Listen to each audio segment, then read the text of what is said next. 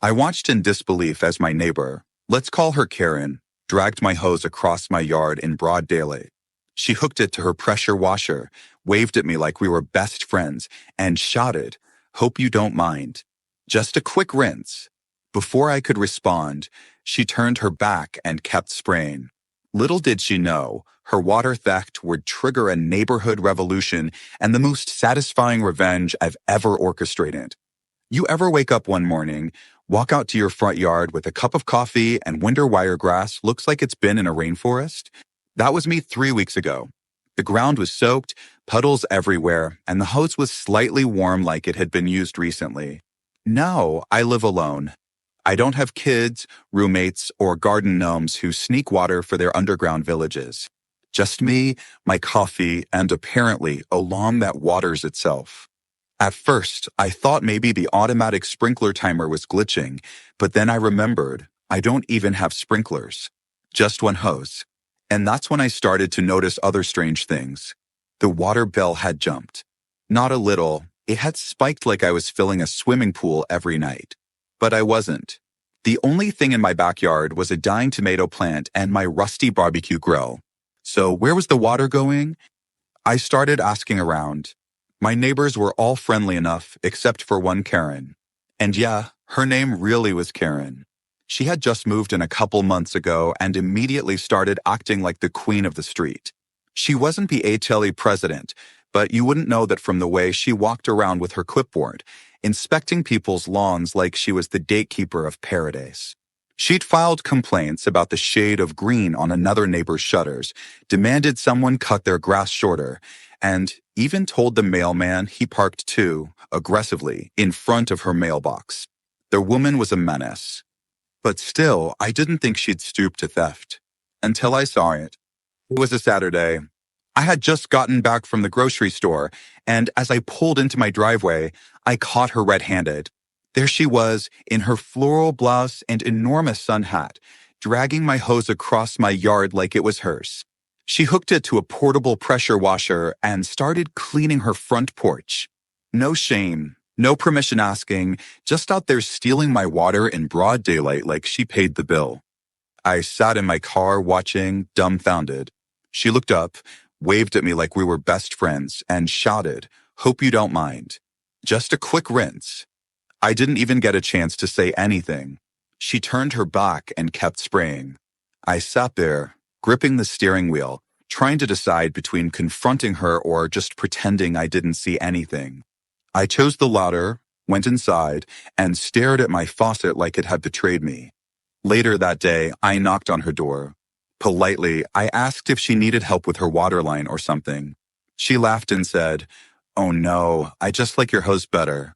The water pressure is amazing." I figured it's all community property anyway, right?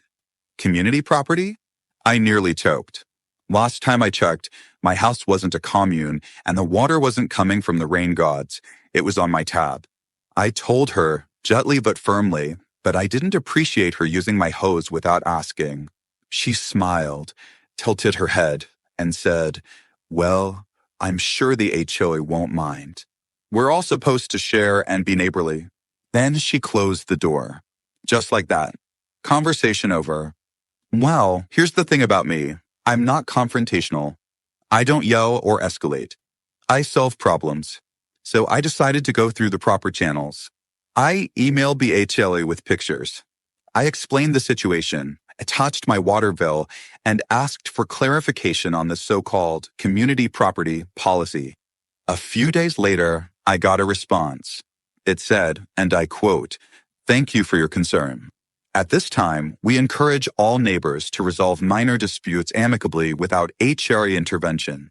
That's HOA speak for figure it out yourself. So I tried again. I bought a lock for the hose. Simple enough, Karen couldn't use what she couldn't access. Problem solved, right? Wrong.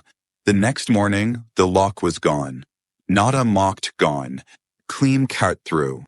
Someone had used bolt cutters on my hose walk. I stood there, staring at the sliced metal like I was at a crime scene. I even looked for fingerprints. Not that I'd know what to do with them, but in my gut, I knew exactly who had done it. And sure enough, across the street, Karen was out there again, using the hose, washing her SUV like she was in a car commercial. Water flying everywhere like it was free, like it wasn't coming out of my wallet. I confronted her again, this time a little less friendly. I asked about the lock. She said, "Oh, that thing? It was a safety hazard. Someone could trip. I took care of it." Then she smiled, flipped her hair, and went back to scrubbing her tires. I couldn't believe it. I walked back inside, sat down, and stared at the wall for 10 minutes straight. The HOA wouldn't help. Karen was untouchable, and I was now financing her spa treatments for house and car. That's when I had a plan that would make her regret ever touching my hose again. I decided to install a camera. Not a big one, just a tiny motion-activated security cam tucked under the gutter near the spigot. If I couldn't stop her, maybe I could at least document her. Maybe then the HOA would take me seriously. Or maybe, just maybe, I'd catch something so egregious that the internet would take care of her for me. Because if there's one thing people online love, it's an entitled beef caught in 4K. 2 days later, I had the footage. Crystal clear. Karen creeping into my yard like a cartoon villain, throtting the hose away with that same smug grin she wore every day. And the cherry on top? She used it to water her plants, fill up a kiddie pool, and then wash her dog. All before I even woke up. It was a full Karen production, and I had every second recorded.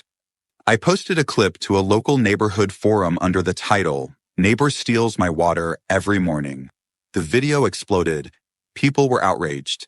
Some laughed. Others offered advice. One guy even sent me a link to a motion-triggered sprinkler that would spray intruders. But the best part? Karen saw it. I knew she saw it because the next morning, she knocked on my door. No sanhat. No smile. Just rage. She told me I was violating her privacy, threatening her reputation, and creating a hostile environment.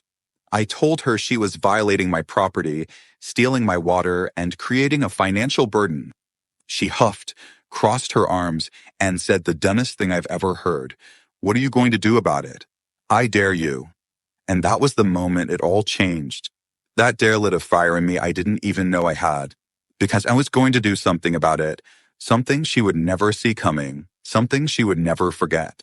If Karen wanted water, oh, she was going to get it. The very next morning, I woke up with a different mindset. No more playing the nice neighbor. No more emails to the HOA. No more locks. Karen had issued a dare, and I was going to take it. I was going to do something she would regret every time she turned a faucet. But revenge needs planning, and I wasn't about to go in unprepared. First, I wanted to see how far she'd really go. Was she only using the hose when I wasn't home? Or was she bold enough to steal water under any circumstance? I took a day off work and stayed inside. Blinds drawn, coffee in hand, just watching. Sure enough, around 10:30 in the morning, I heard the soft hiss of the spigot turning and the hose being dragged across my yard. I peeped through the blinds. There she was again, wearing yoga pants and a smug expression, spraying down her driveway like it was her personal car wash. This time, I walked outside, phone in hand, pretending to be texting. She saw me, hesitated for half a second, then carried on like I wasn't even there. I didn't say anything, just recorded. She didn't flinch. It was like she wanted to prove that I couldn't stop her, that my complaints, cameras, and warnings meant nothing. When she finished, she waved the hose at me and said, "See, works great. You should thank me for keeping it in shape." I forced a smile, went back inside, and watched the video again. I didn't even have to zoom. The footage was clear, direct, and damning. But even so, I already knew the HOA wouldn't do anything. I had tried that road. It was time for a different kind of justice. That afternoon, I uploaded the new footage to a neighborhood Facebook group, this time with a snappier title, "Local Karen Turns Neighbor's Hose into Personal Water Park." Within hours, the comments poured in. Everyone had a Karen story, but mine seemed to hit a nerve. People laughed, mocked her, suggested ridiculous punishments, and a few even offered legal advice. Some were furious that the HOA had done nothing. The video gained traction, being soared beyond the neighborhood group. It hit Reddit, YouTube. Strangers from other states were tiding their friends in Karen-esque situations. Oh, she noticed.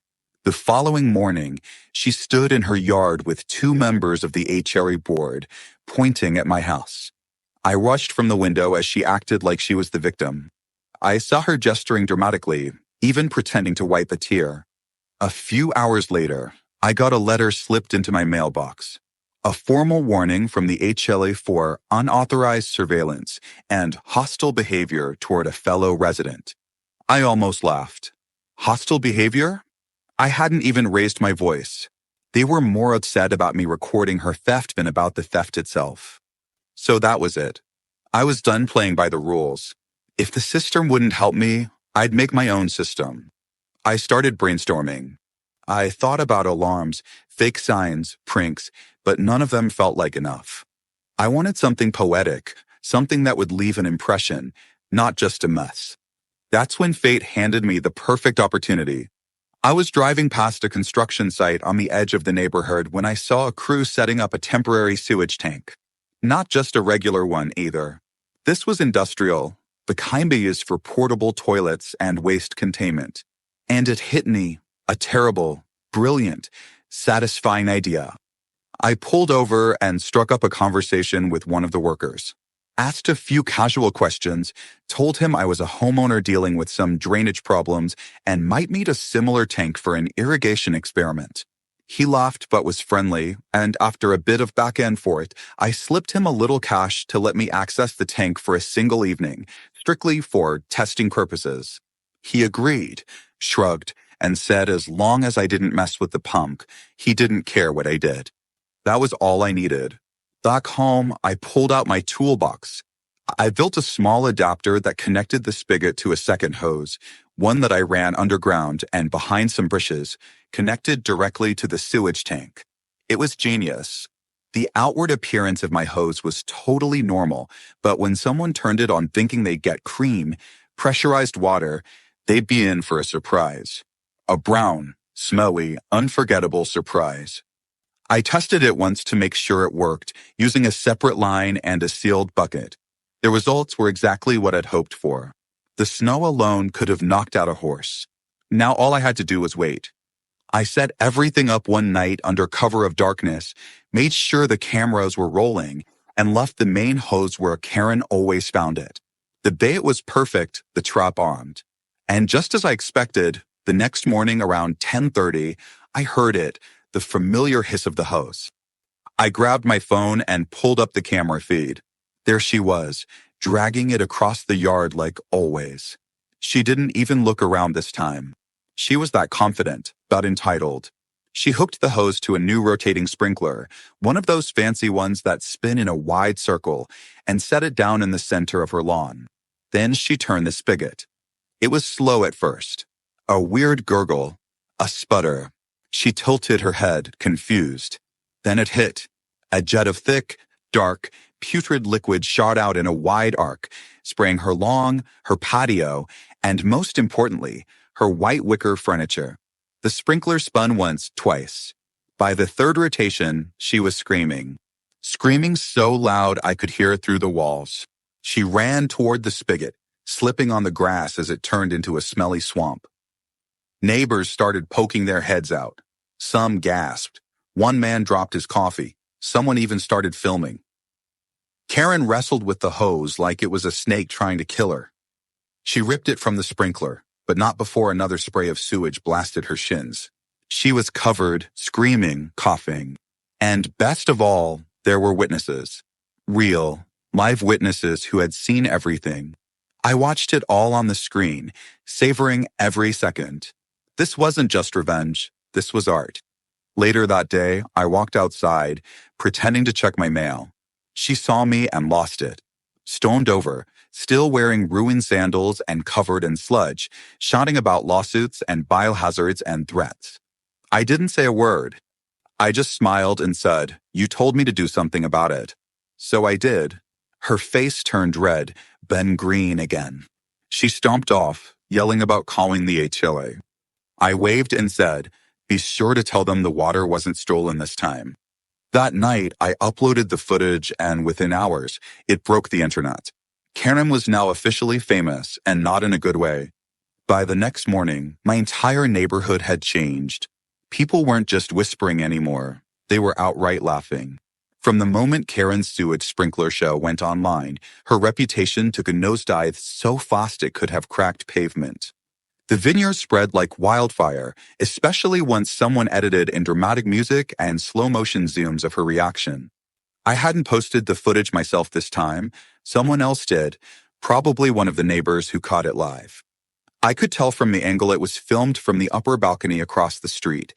Within 12 hours, the clip had made it to Reddit, TikTok, and even Facebook mom groups with titles like "When Karens Get What They Deserve" and "Neighborhood Justice at its Finest." But as satisfying as the public reaction was, I wasn't done. See, the sewage stunt was just phase one. It worked beautifully, no doubt, but Karen wasn't the type to learn from her mistakes. The funny thing, the mess had only triggered her deeper instincts for retaliation. I knew her silence wouldn't last, and I was right. That afternoon, a very official-looking envelope appeared at my door. Inside was a letter printed in all caps, filled with legal buzzwords and empty threats. She accused me of intentional sabotage, personal endangerment, and biological assault. She even claimed her dog got sick from the incident, but I had clear video of the animal nowhere near the spray zone. I almost felt bad for her lawyer if she actually hired one, because anyone who read the full story would have laughed her right out of the office. But I took the letters seriously in one way. It confirmed what I already knew. Karen wasn't going to stop. So I started planning phase two. Not another prank, something smarter, something permanent. The ultimate shutdown. First, I doubled down on my camera system. I added another 2 motion-sensing cams around the side of the house and one right above the hose, hidden inside a fake birdhouse. I wanted a 360 degrees view of everything, just in case she got clever.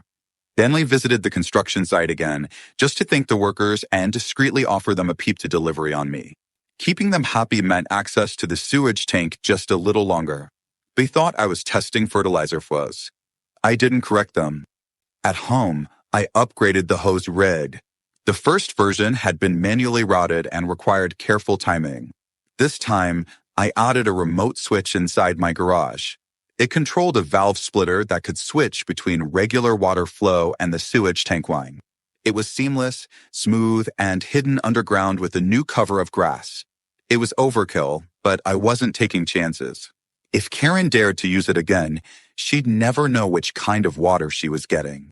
It was like Russian roulette, but with hoses. But then something happened I didn't expect. Karen vanished.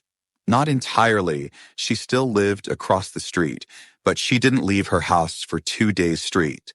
Her curtains stayed drawn, car unmoved, yard untouched. No hose theft. No yelling. No clipboard patrol. It was unsettling, like the calm before a hurricane. And sure enough, on day 3, it hit. A notice from the HOA arrived at my door. This one wasn't a warning, it was a fine. A real one. It stated I had violated community health protocols and intentionally created a hazardous environment for a fellow resident. The amount? $600. I stared at the paper in disbelief. I called the HOA office, demanded an explanation, and got passed around to 3 different board members. Finally, someone admitted that Karen had filed a formal complaint, backed by photographic evidence and 2 supposed witnesses who claimed I had threatened her with a chemical attack. I couldn't even laugh. It was just too absurd. I offered to show them the full camera footage, timestamps, and even documentation from the construction site showing that the hose was accessed solely from my property. They subbade review it in the next board meeting that, by the way, was scheduled for the following month. It was a setup. Karen knew exactly how the HOA worked, slow, bureaucratic, and easily manipulated. She was using the system like her personal shield. But she made one mistake. She assumed I would let it go, that I'd either pay the fine or wait quietly for my name to be cleared. She didn't know that while she was hiding behind paperwork, I was already digging deeper. Over the next few days, I did some research. I combed through public records, dug up HOA bylaws, even visited the county clerk's office. It wasn't about obsession. It was about precision. And then I found it. A technicality buried in the association rules, Section 4.2b. Any homeowner caught trespassing on another resident's property without express permission, particularly for the use of utilities, will be subject to immediate investigation, fines, and potential removal from HOA benefits. There it was, the golden ticket. Karen had walked onto my property countless times. I had video proof. I had timestamps. I had witnesses, unlike her imaginary ones. I printed it all out, stapled it into a thick pocket, and mailed copies not only to the HOA, but also to a few other residents who had complained about her in the past. I didn't start a war, I started a rebellion.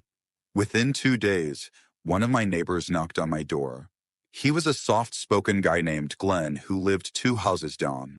He said he'd had it with Karen ever since she reported his backyard hammock for being too colorful. He thanked me for exposing her. Then another neighbor joined in. Then another. Karen had made enemies everywhere. I just lit their fears. Soon, the entire street was buzzing. People were comparing stories, sharing notes, and passing around the footage like trading cards. I didn't have to lift another finger. Karen had spent months acting like the queen of the block, and now her kingdom was revolting. The final piece fell into place when someone leaked a recording of a private HOA meeting where Karen had tried to manipulate the board. Her voice was unmistakable, and her tone was as entitled as ever. It ended with her screaming about being targeted by jealous neighbors who can't handle a strong woman. That clip, paired with her sewage bath video, created a perfect storm. Karen came outside 2 days later, sunglasses on, no makeup, and visibly shaken. She didn't yell, didn't steal water. She just got into her car and drove away without looking at anyone. For the first time in weeks, the street felt calm, peaceful, like it used to be before she arrived. But I wasn't foolish enough to think it was over. People like Karen don't disappear, they retreat, regroup, and plan their next move.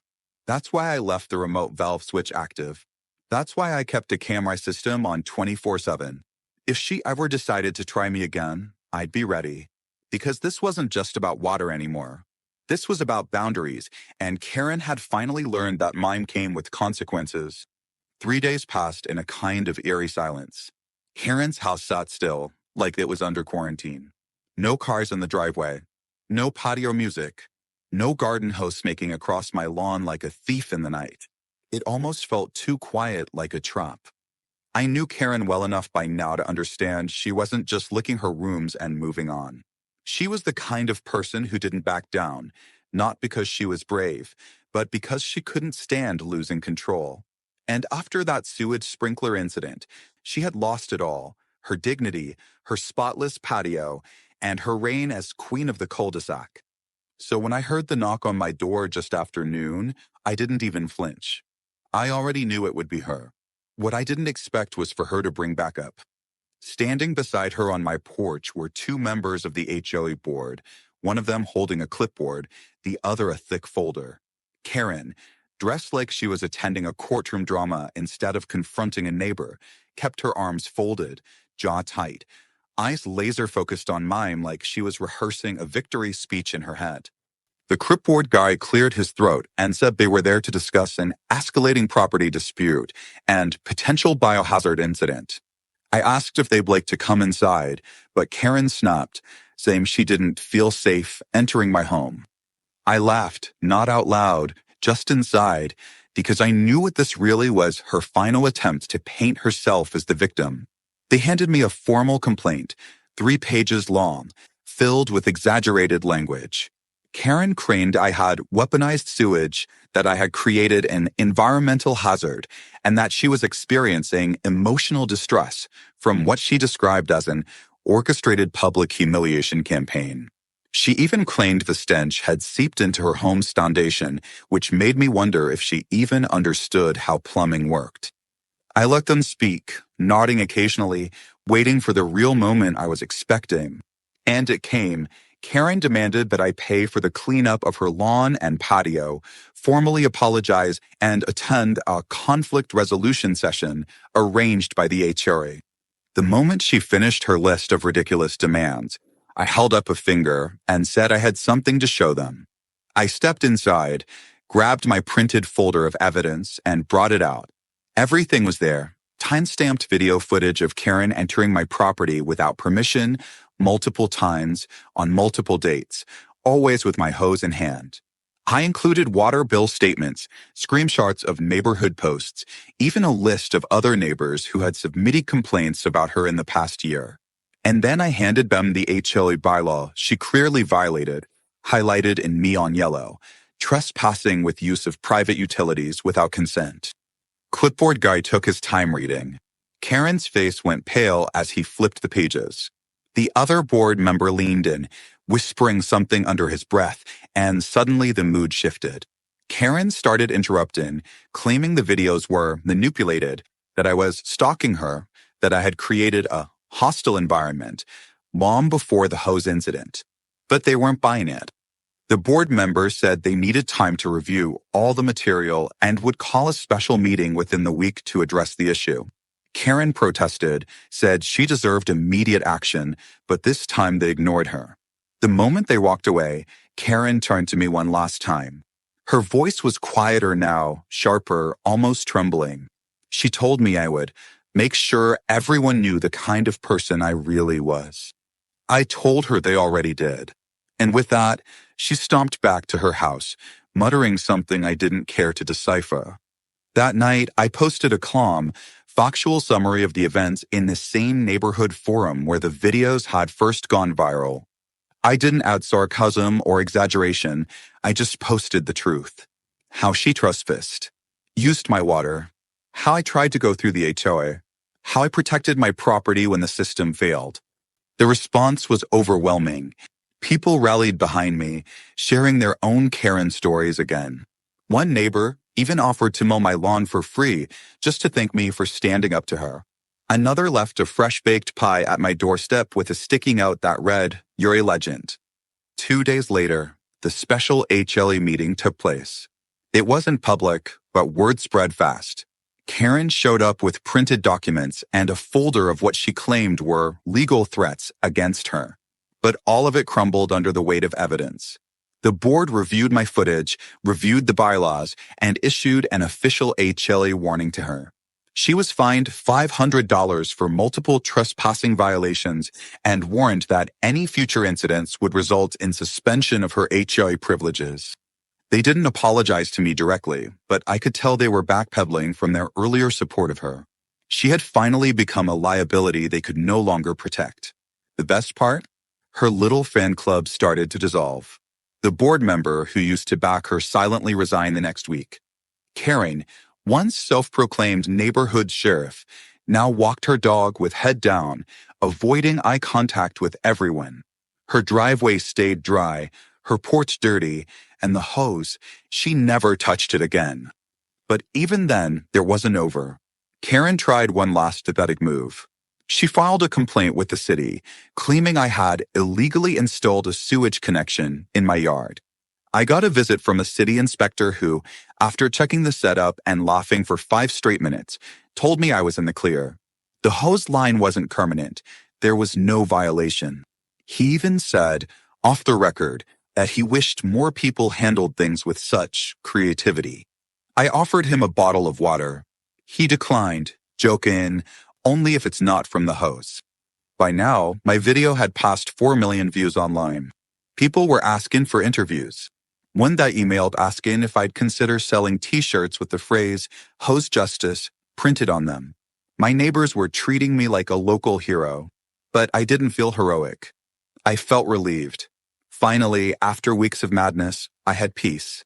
And yet, part of me stayed alert, because people like Karen don't disappear. They regroup, wait, try to find new ways to bite back. So I left the remote valve installed. I left the cameras on. I even set up a new hose, shiny and tempting, coiled like a trap waiting to spring. Not because I thought she'd try again, but because if she did, I wanted to be ready. Because now everyone in the neighborhood knew one thing for sure. If Karen came for my hose again, she'd better bring a hazmat suit. It had been nearly a month since the sewage storm hit Karen's kingdom. Her house, once the epicenter of noise complaints and unsolicited advice, now stood like a forgotten monument to suburban tyranny. The porch lights stayed off at night, the curtains drawn tighter than ever, and not once did her shoes touch my lawn again. The hose lay coiled peacefully, untouched and gleaming under the sun like a retired warrior who had seen the battlefield and earned its rest.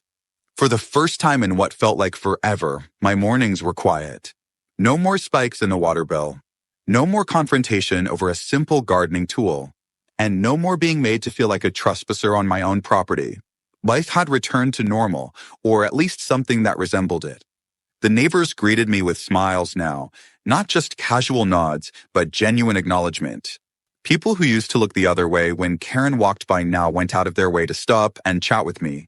Glenn, the hammock guy, even invited me over for a backyard barbecue, and someone anonymously left a gold-colored hose nozzle on my doorstep as a trophy. No note, no name, just a silent salute from someone who understood poetic justice when they saw it. Online, the saga had taken on a life of its own. The video kept gaining traction. Memes were made. People stitched their own Karen stories onto mine.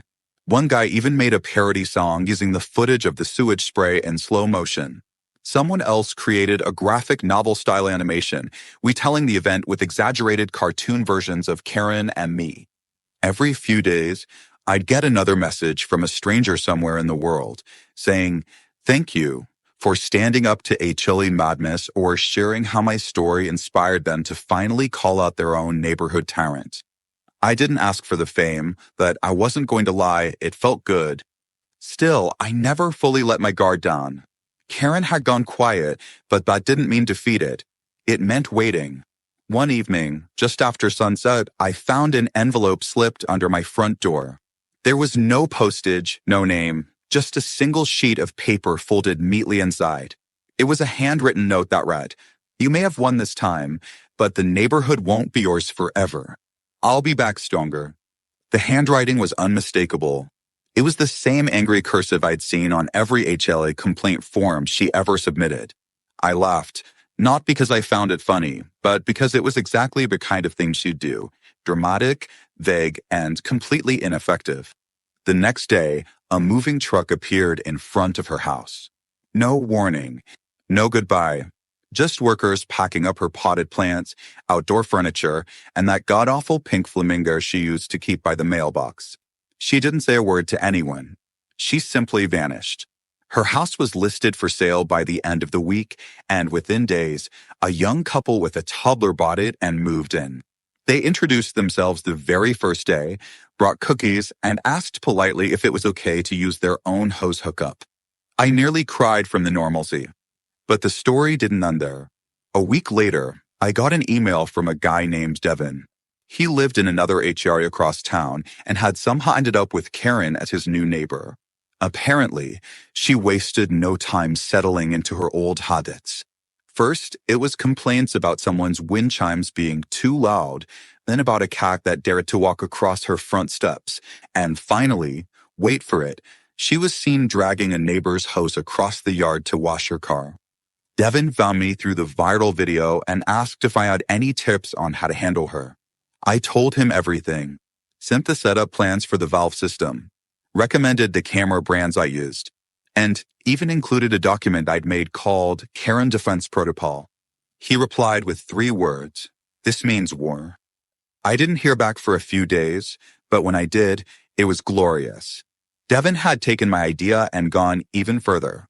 Instead of sewage, he used a mixture of compressed tea and expired fertilizer, completely natural, but outrageously foul. Karen got sprayed again, only this time it was in front of a group of kids playing on their scooters. The footage wasn't as clean as mine, but it was hilarious. She screamed, slipped, and fell into her rose bushes. The video went up online, and within 48 hours, people were calling it Karen's Revenge, Part 2.